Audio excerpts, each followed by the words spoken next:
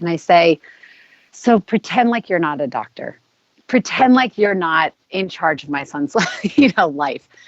And just tell me, like, what do you see when you look at my son? What do you see? And she started tearing up and she said, he's fighting and he's fighting hard. And I've never seen a baby fight like this. And I just said, okay, that's good information to know. So there's our good. I'm Amy Jo Martin. Welcome to the Why Not Now show.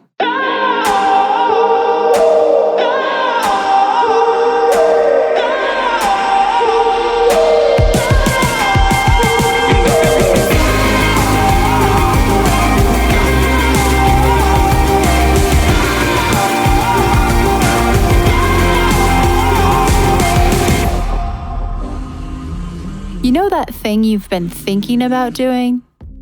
Yeah, that one. Why not now? Have you ever actually taken the time to ask yourself, what's stopping me? Let's talk it through. This is your chance to give that idea the attention it deserves and take action. Each episode, I have a chat with a fascinating person, from entrepreneurs to athletes, celebrities, my parents, rocket scientists, and all walks of life. We talk through a critical time when they've asked themselves, why not now? We dissect that day or even that moment, step by step. Just let go.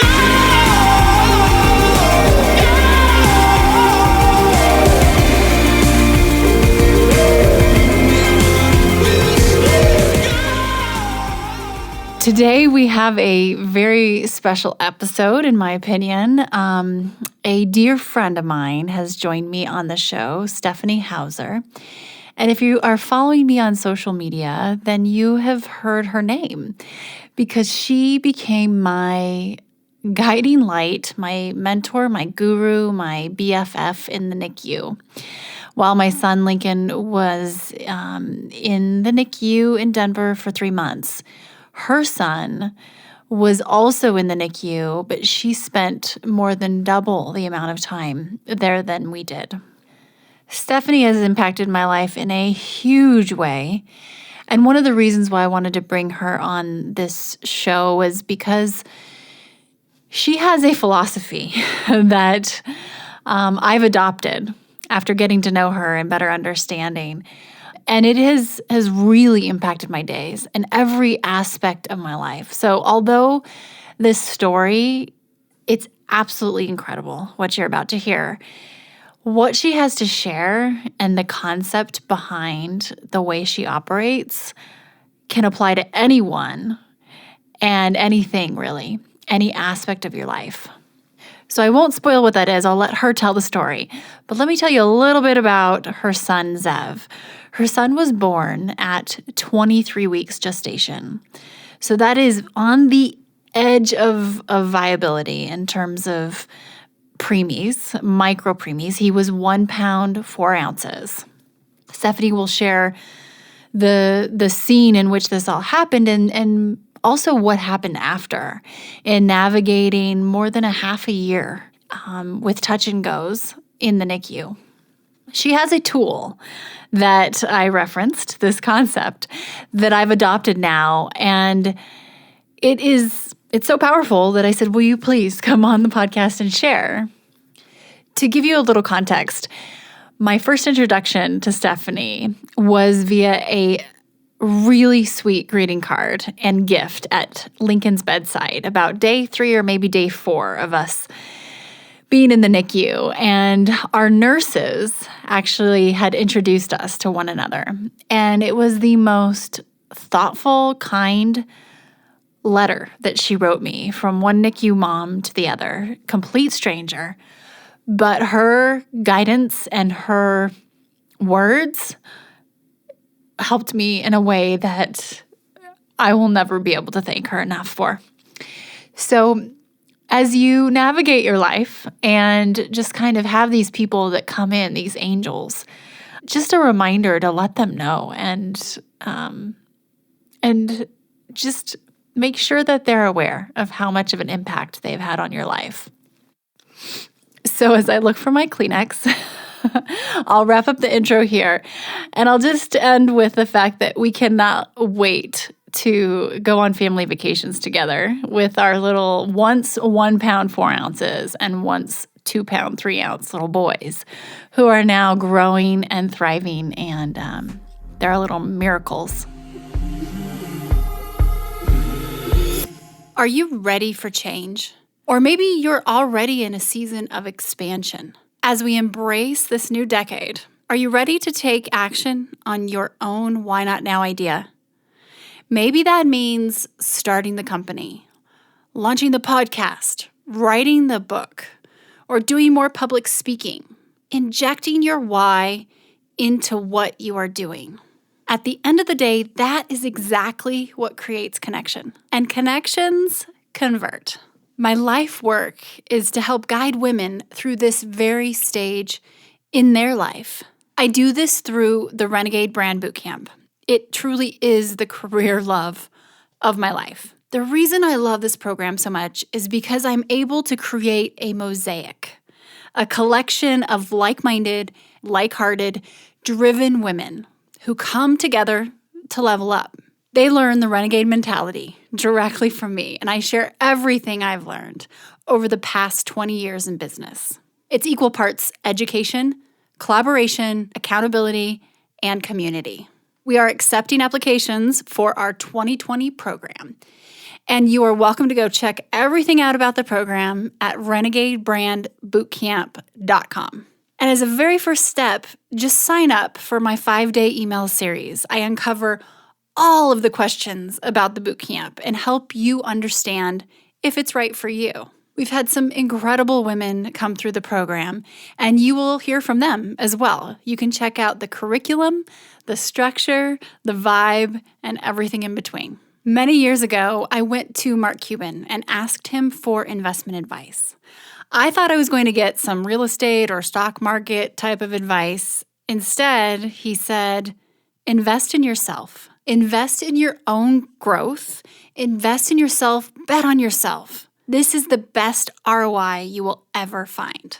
If you're at that point where you are ready to take action, head to renegadebrandbootcamp.com.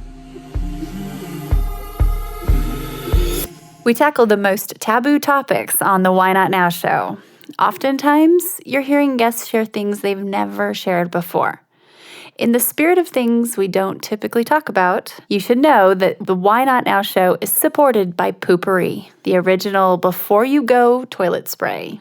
It's magic. My friends at Poopery have literally taken the smell out of you-know-what. This pure blend of essential oils stops bathroom odor before it begins. Visit poopery.com, and Why Not Now listeners get 20% off with code Why Not Now. That's all one word. And you can hear the story about Poopery in our interview with founder Susie Batiste. That's Why Not Now, episode 28. Poopery is also available at Bed Bath & Beyond.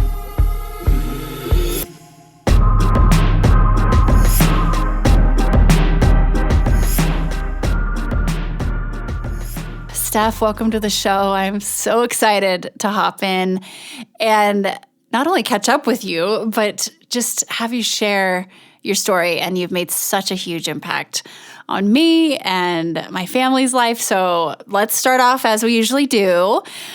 Can you tell me about a time when you had a big decision to make and you asked yourself, why not now? And we will dissect that day, that hour, that minute, that season, and kind of dive into it. Oh, yeah. Well, Amy Jo, I love hearing your voice and reconnecting here. I have been thinking a lot about this question, and it's so funny because I think my biggest why not now moment came when I was living in San Francisco. I was in my late 20s. I had just met this guy from Boulder, Colorado, and I had so many things going for me. So I had a job lined up. I had a huge community. I had family around. And I had this sudden opportunity pop into my brain to come to Boulder, Colorado. And here I was dating this guy. And I just thought to myself, why not now? You know, this is the time. And it's so funny because I can tell you a million reasons why not then, why I shouldn't have gone for all those things I mentioned. I had so much going for me, but there was this pull in my heart that just knew that the next step for me was to leave California and come to Boulder and sort of forge a new path and explore what it meant to be in a deep relationship with someone and see where that went. And thank goodness, because as life would play out in the next 4 years, I happened to be in an area that was largely responsible for the success of my son being born and surviving. So, and we'll get into that, but if I hadn't been in this part of the country at any time, if I hadn't had the life or, here in Colorado that I had prior to that moment, I don't know if I would have had the same opportunities. So, yeah. Isn't that amazing how you look back and you're thinking, well, if that wouldn't, and then that wouldn't, and then where would I even be? And so just to kind of close the loop too on this journey and decision to leave what was in San Francisco and all these opportunities and kind of the shininess and go to Boulder. I know so many people who listen to the show have these types of decisions, whether it's leaving a certain job and going and doing something else. But there must have been an internal pull. Or do you remember kind of the moment that you were just like, I'm doing it, and you didn't look back? Or was it kind of a slow boil? Oh, no. I'm not a very slow boil person, which is, it helps at times, I believe. But I think my husband and I always joke, I'm the gas and he's the brakes, right? So my whole thing at that time, it was really interesting because there was so much positive happening. So you mentioned the shiny things. That's such a perfect way to say it because it entices you to sort of, I was like in this loop, right, in my life where things were just kind of happening. But there was this general sense of something's not quite connecting here. Something's not quite, I don't know, like it just was not something in me said, you might want to pursue this other thing. You're developing this relationship. You have gone for the shiny things so much in your life. What does it look like to slow down, to take a step back, to give yourself the space and the new opportunity to say to yourself, what are we really exploring? Is there time to sort of let that breathe and let that grow? And if I had stayed in San Francisco, I don't know if I could have had that same opportunity to just really, as you would say, pivot, right? And sort of go in a different way than I normally operated, right? Mm-hmm. Like in a lot of ways, the decision was very sudden.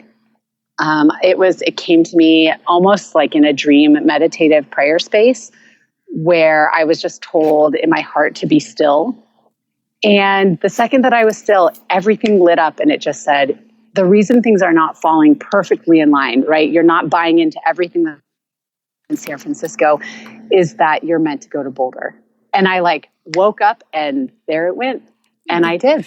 It's amazing the be still. And there have been a few books out recently. Ryan Holiday has a new one out, and that's basically kind of like he dissects the strategy of all these great leaders and how in the moments of stillness is when they had that brilliance to lead and to surface. But to your point, like I've been talking about this a lot lately with some of the female entrepreneurs in my program, and that is very few decisions are irreversible, right? You could have gone back to San Francisco if you wanted, right?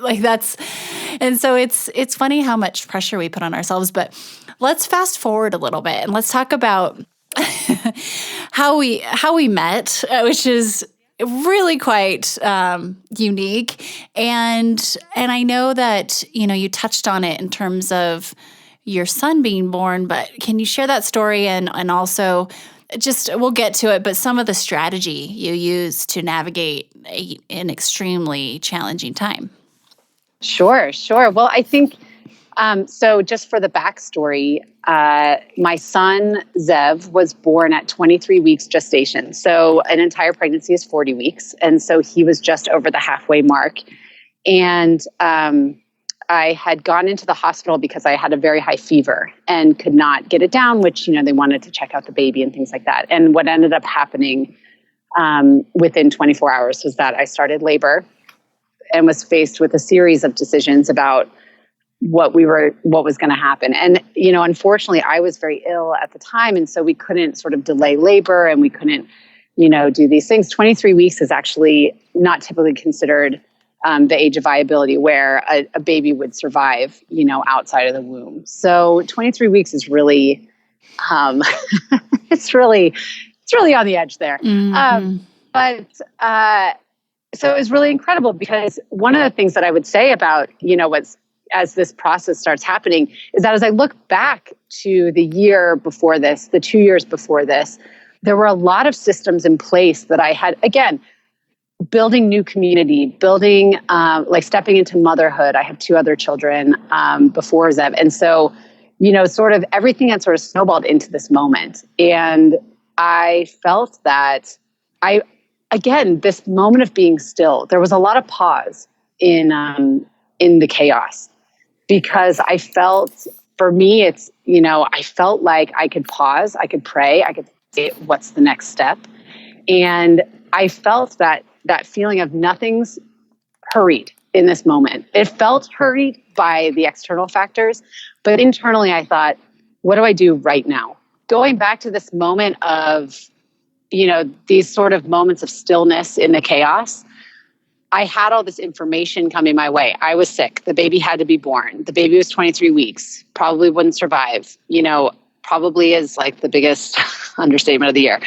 But, I'm there alone in the hospital, and I paused, and I stop and I breathe in and I pray and I hear to call Ben.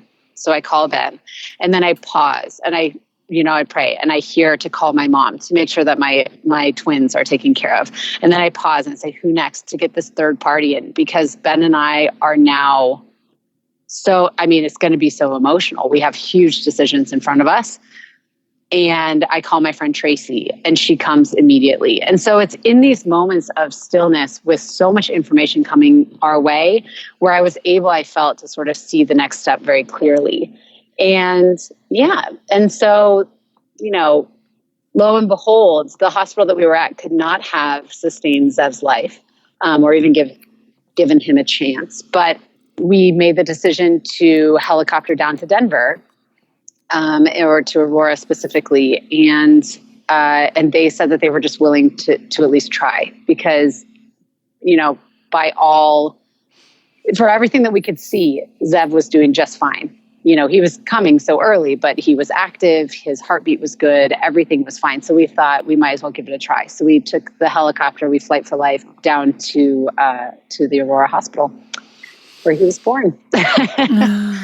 And real quick with that decision, and I want you to keep going for sure. I've got just full body chills here. And was that just a moment of choice? They literally said to you, okay, we can't handle this situation. We're not equipped, but you can go down to UC Health, or did you kind of have to fight for that, or how did that go about? So I credit that to my girlfriend who was there. She had suffered a loss around the same time, the same gestation that Zev was. And she came to me and she said such beautiful things. And we can talk more about this as we discuss the whole situation further. But first of all, she said, you cannot disappoint me. And by me, I think she meant, God, this bigger sense of responsibility for this choice. But she also said, I see this little baby, and we were looking at him, on the monitor, and she said, he's alive, we can fight for this. There are other options here. And if you, on the other side of this, I'm tearing up. It's okay. Take your time. I am too. And I want to honor her because this is her story, but she told me, she said, you cannot come back from the other side of this. So to do what we can now, to fight now, may make all the difference. And I thought to myself, yes. And so the university hospital staff just happened to be in Boulder at the time, and they do rounds at that hospital, and they just said, let's try. And so we just said, we're doing it. We're just going to try. If we can keep this baby in for the helicopter ride, then we can try. And so we did. And it was very intense, and it was scary and emotional, but it was also so clear. And I felt that when we landed at the hospital in Denver, it felt like there was a whole different energy. Like we landed to a place of yes or something. Where oh my gosh. we could not have predicted the outcome or anything. And again, we were never pressured to make long-term decisions. It was all right now, right in front of us. And I thought, yes, we are in a place where at least the answer is let's try. And at that point, you let go. We're going to take a quick break and we'll be right back. Hi, everyone. If you are digging this podcast, please do us a favor and subscribe, rate, and review on iTunes. It just takes a moment and it means a ton to us. Also, after recording more than 100 episodes, I've created a bit of a cheat sheet on the top 5 things I've learned from renegades and how they get from idea to action, from dreaming to doing. I will email you the downloadable PDF when you subscribe to my newsletter. Just head to amyjomartin.com and click on Connect with Me. And I think that our stories are 2 very different stories, yet at the same time, I had a very similar energy when I arrived at the hospital too. So, I'm like, whoa, okay. This is big because it's like bringing back so much for you too, I know. And did Ben get to go with you, your husband? Yes. So Ben was not able to get onto the helicopter. It was myself and the 2, helicopter people. Which is a whole so Ben nother, drove. Yeah. Oh my gosh. It was for him to have funny. to drive. My first time on a helicopter, and Ben, he says that it's the middle of the night, at this point. And so the roads were clear, thank goodness. And so he went first to meet us there. And then my girlfriend gathered all of our things for us, so we didn't really have to think about it. And I just got strapped down, and they slowed down the labor enough to get me to the hospital. And yeah, it was frankly, it was beautiful, which sounds so silly in that moment. But again, a moment of pause. I took a moment to look.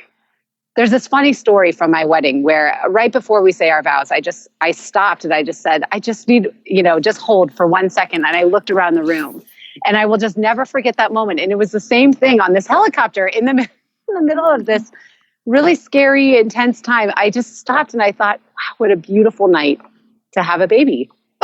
Like this Oh my goodness. is so beautiful. And what a unique, wild moment. To just, again, I didn't expect this to sort of be the theme, but this moment of stillness, this pause, to just see what's happening, Well, and your words earlier that you said there was a lot of pause in the chaos. So this is a theme that I think will probably continue as we hear more of the story. So you get to your new place of yes when the energy is shifted. And I mean, this process that you didn't know what was in front of you, but little did you know, you had months and months and months that were going to take place here. This was your new home for a while. And and so take us through kind of the journey.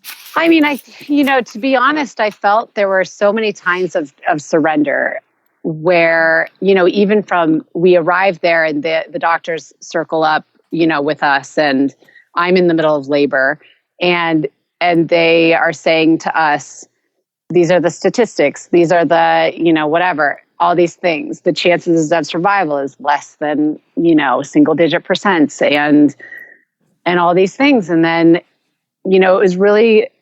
it was these moments of just saying, okay, well, we just need a second to process all this information, to discuss with each other, and to, to cry and to pray and to encourage and all these things. And so I think at that time, I don't even think it occurred to me how long this road might be. I think we were just sort of focusing on the one step, right in front of us. And, we had certain decisions because my health was at risk and decisions because Zev's health was at risk. And there were plenty of touch and go moments. And I think that as each thing led to the next thing, we only made one decision at a time. So I birthed, and what's so funny is you look at this situation from, a bird's eye view, and it seems, again, very chaotic, very action-packed, very intense.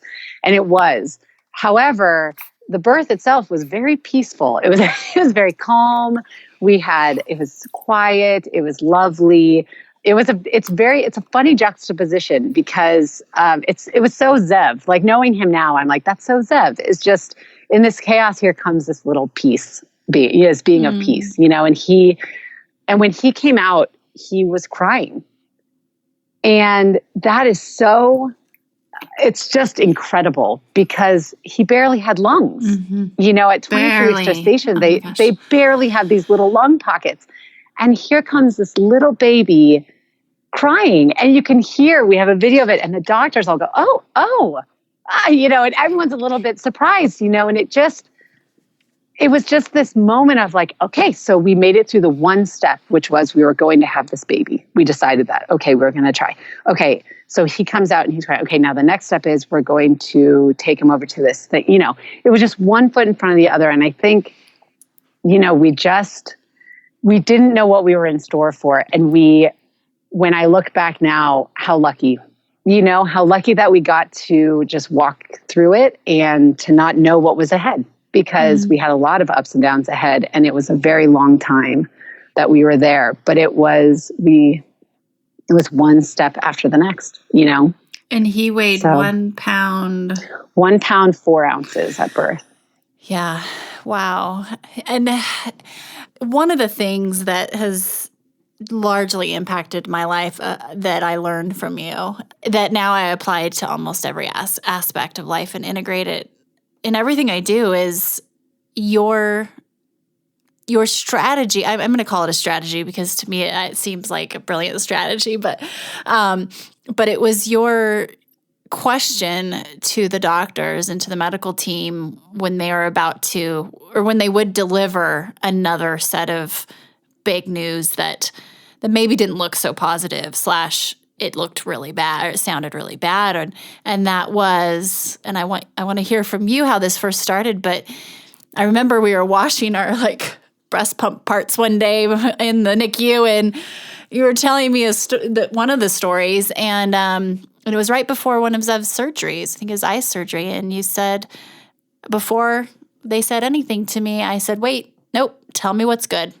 First, tell me what's good. And I get chills again thinking about it, but it's such a powerful philosophy in general. But can you share how the first time you did that and how it started? Because I don't know that I think we've talked about it, but you had so many encounters prior to that one. That was months down the road. Sure.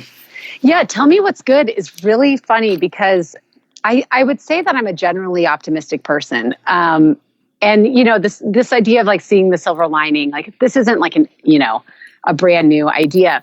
But I would say with regard to the NICU specifically, I mean, you're not getting a lot of great news when you're there. Right.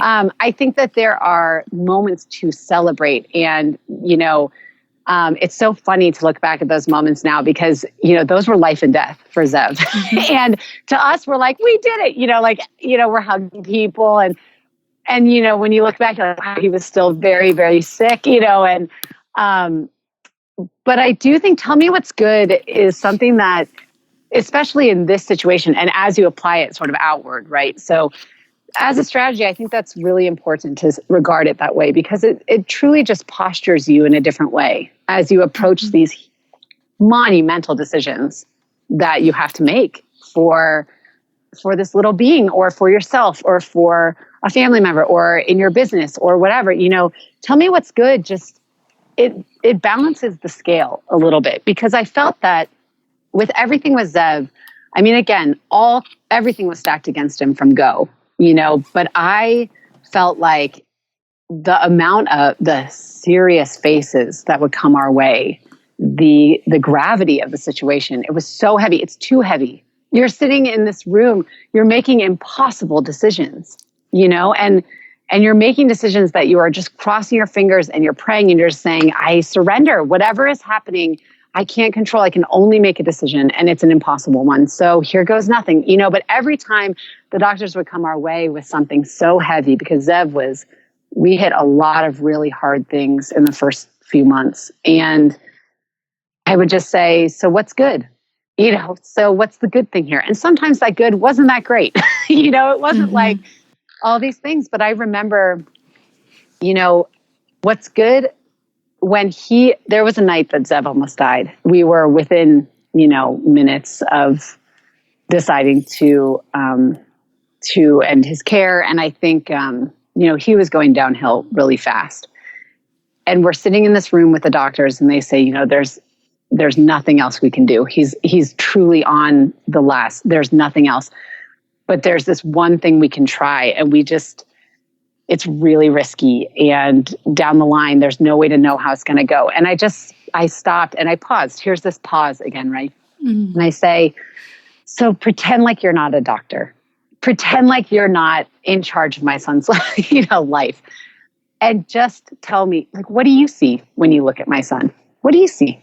Because I know what I see, right? I'm his mother and, whatever. And I just said, what do you see? And she started tearing up and she said, he's fighting.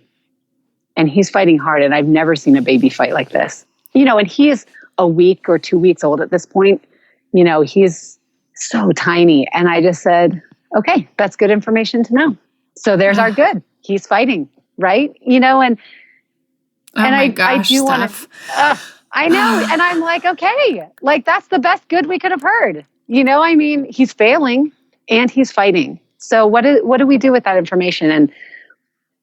And I want to say, I do have a heart to say, Zev made it through that. And I'm welling up now. This is to all your listeners. It's just me getting choked up. We so appreciate you opening up and sharing this. I'm in full on tears over here, but for you to have the vision to ask that question is pretty incredible. You know what I mean? Just to have the what a brilliant pause and question to ask. What a human thing that then brought you into having hope again in such a moment of desperation. Well, and again, these are, like I said, these are impossible decisions. I don't think, I hold on to what my friend said to me, where you cannot disappoint. There's no right answer here. At any moment, we could have made any different decision, or we could have made the same decisions and they could have turned out differently. That grace, there's so much room for that grace in these, and I've said it already a million times, in these impossible decisions, because you don't know. And I think, it's one of those things where I felt like every time we paused, every time we asked, it was an invitation. To me, it was this invitation for God to say, give it space. See me here. See what's happening here. Give it, take the break. Take the break and hear the goodness here. And it's also important to not lean in that good, because if you're only living in the good, you can deny the reality or the harshness or the scariness, or you don't want to erase the reality that you're facing, but the good is part of that reality. That's what we kept finding, is that every time they would say, with the eye surgery, I remember that specifically, and I said, well, what's good here? And he goes, well, and it took him forever to think of anything good, but the second he said something, I was like, we'll take that. Good. Well, no, okay. There's at least something good here. It's not all bad and it's not all good. It's both. It's all things, right? It's and so you're able to make a whole decision with all the information you could possibly have, because I felt like in the NICU, you're hammered with risk. You're hammered with statistics. You're hammered for good reason. These doctors are so skilled. These nurses, their hearts are so big.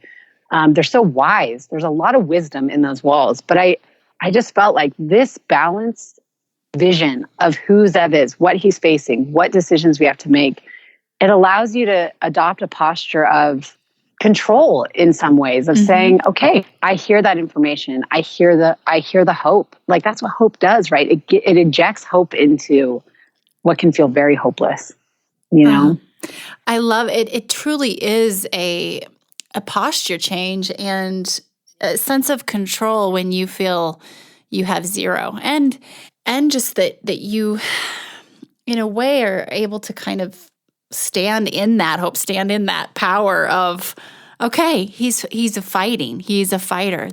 I'll take it. That is good. And oh wow. And I was kind of sifting through and scrolling through some of our text message exchanges when you had been in the NICU for 3 months by the time we showed up. I mean, 3 months. So you were a veteran at this point, and I swear you pretty much are Dr. Stephanie to me, because the amount of information and what you've learned and how you can articulate it to, a parent, and just looking at some of these text messages, and I was like, wow, it's fascinating, and how much of a guide you were to me. I mean, I am beyond grateful. It's just, yeah, there are no words, but to have someone kind of holding your hand and saying, you know what, we went through something similar, and this is what you can expect, or I'm here, just I'm here, full stop. But I was looking at one of our texts, and this was after we were out in the wild now, right? We're both home, and you were telling me about a physician that I believe, I don't know if you spoke with or you had an encounter with, who kind of uses their own version of Tell Me What's Good, but they focus on treatment and first focus on what is working. Is that correct? So hopefully this rings a bell, and you can add some color to it. But it was interesting to think of this in different context. Like, what if we do focus on what's working? Does that start to help what isn't? Can that, transcend? And so, does this ring a bell? It does. Absolutely. Absolutely. I had taken Zev to someone to sort of help with some cranial sacral things. And her whole philosophy is around, you can treat things, but she was saying that if you can bring up his health, so if you can tap into his core health, like his main system, and bring that up to the surface, it will then, just what you said, sort of transcend this. Like it will start overriding some of the things that he was struggling with. And I thought, what a perspective, right? Like that is incredible to think about that. And what a refreshing, I think that everything that happened in that NICU was critical for Zev's life, 100%. And to come out on the other side, you're a little jarred, right? Like you're not quite sure what's okay, what's not okay. There are so many tubes. There's so many, you're coming home with all this stuff and you're thinking, should I be trusted at home with this baby? And to just hear, we're going to draw out that good and bring that to the surface to help him thrive. Like what a shift, right? What a way to turn Huge. What we had been living for so many months on its head. What a place to land. That's the way I can see it.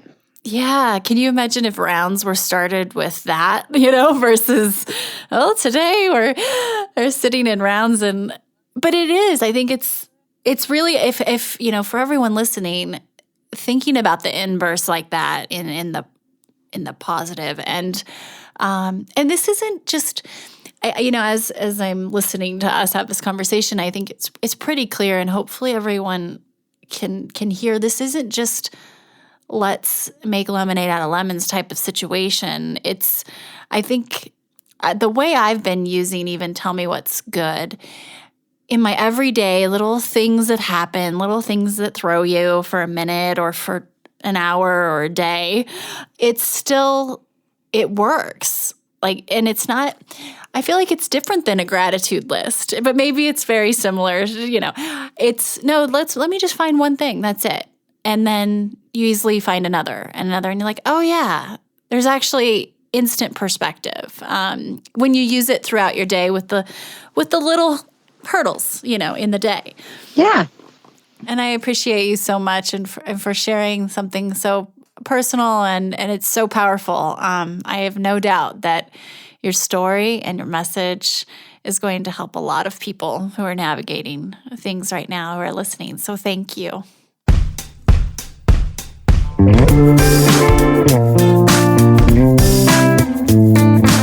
Hey everyone, thanks for listening to the show. Hit me up on social media to let me know what you think. I'm at Amy Jo Martin on Twitter, Facebook, Instagram, and LinkedIn. And I want to hear your Why Not Now moments so I can share them on the show. Just send me a note to whynotnow@amyjomartin.com. For show notes and other offers, you can visit amyjomartin.com/whynotnow.